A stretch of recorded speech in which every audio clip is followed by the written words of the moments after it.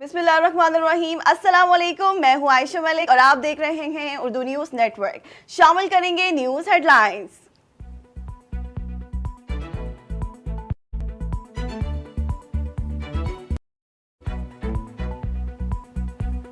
नए माली साल का 14,500 अरब रुपए का बजट आज कौमी असेंबली में पेश किया जाएगा। वजीर खजाना इसहाक डार बजट तजावीज ऐवान में पेश करेंगे। वहां की तरक्याती बजट का हजम 1150 अरब रुपए रखा जाने का इम्कान है, जो रवा साल के मुकाबले में 31% ज्यादा होगा।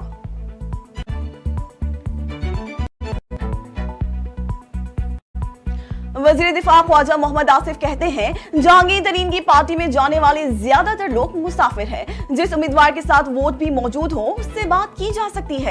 जहांगीर तरीन से हमारा अच्छा ताल्लुक मौजूद है।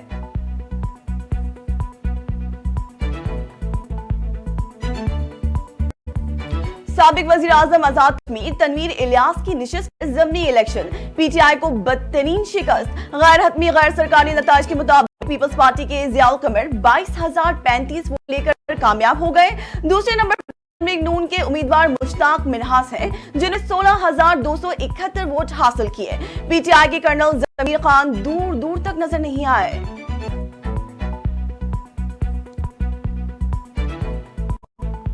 साबिक सदर आसिफ अली जरदारी और पाकिस्तान पीपल्स पार्टी के चेयरमैन बिलावल भुट्टो जरदारी ने बाग आजाद कश्मीर के ज़िमनी इंतखाबात में कामयाबी पर जियाउल कमर को मुबारकबाद दी। आसिफ अली जरदारी ने कहा, जिला बाग के अवाम ने भी पैगाम दे दिया है कि पाकिस्तान पीपल्स पार्टी कराची से कश्मीर तक एक जिंदा हकीकत है। बिलावल भुट्टो जरदारी ने कहा, कराची और मुल्तान के बाद आजाद कश्मीर के ज़िमनी इंतखाबात में भी तीर चल गया।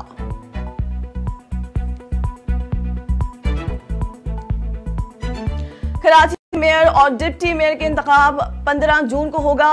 रिटर्निंग ऑफिसर ने पब्लिक नोटिस जारी कर दिया। 9 और 10 जून को उम्मीदवार कागजात नामजदगी जमा कराएंगे। 14 जून को उम्मीदवारों की हतमी फहरिस्त जारी की जाएगी।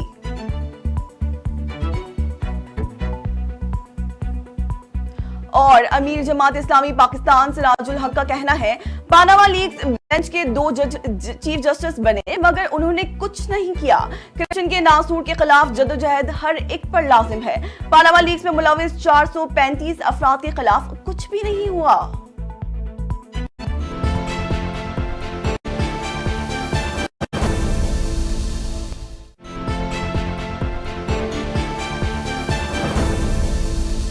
हेडलाइंस आपने जानी, खबरों की तफसील इस ब्रेक के बाद हमारे साथ रहिए।